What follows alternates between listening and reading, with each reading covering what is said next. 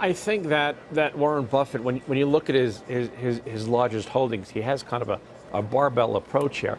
On the one end, he's got Apple, which is one of his larger positions. On the other, he's got some financials, which really have been laggards for the longest time. Buying back stock, I think, is good because they only bought back really a little bit of stock relative to all the cash they have. But really, when you look at the holdings within Buffett's portfolio, they're benefiting from all of those companies buying back stock. And I think Warren Buffett realizes that. I think right now what Warren Buffett is in a period where he's doing some research. And I'm willing to bet that within the next quarter to two, he's going to buy a $25 to $50 billion company. Everybody reads into this move, trying to figure out what it means, David. Is it that Buffett thinks that his stock in the market is inexpensive and you should be buying, or is it more negative in that there's no M&A for him to do and there's no better use of cash for him? I don't think it means either of those things. And I don't mean to be critical of Mr. Buffett because he is the greatest investor of my lifetime. But this is somewhat par for the course with him. Do as I say, not as I do. Their standards around stock buyback seem to change whenever they want them to. And if you can fluctuate the book value rule for when you buy back, what's the point of having any rule at all?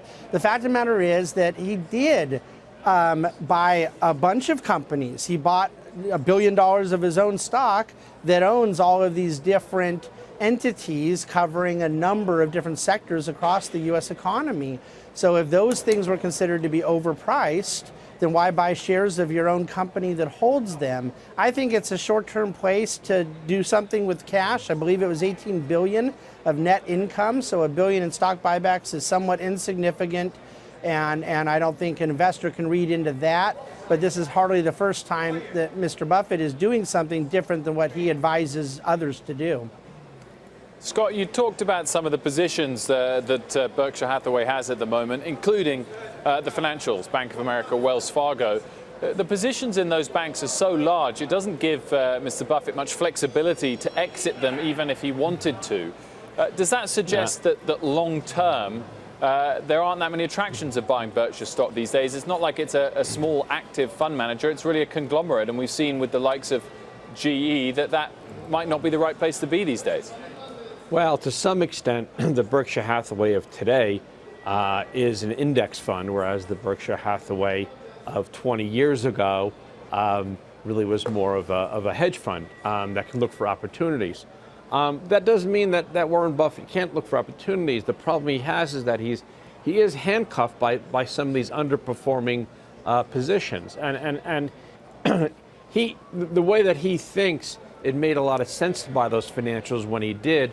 But now it doesn't make sense to hold those financials. The problem is that he has such large positions that if he begins to sell those positions, the rest of Wall Street will know, and there'll just be a flood to get out of those stocks. So I think really he needs to hold them and accept the dividends that they pay, and then use whatever cash he has to look for other opportunities. And I'd like to see him enter into some fields that he currently isn't in. For instance, I think he should be getting into some defense stocks.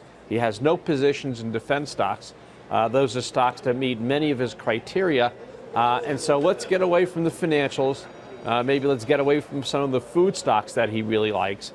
Let's get into some of the areas that are really growing.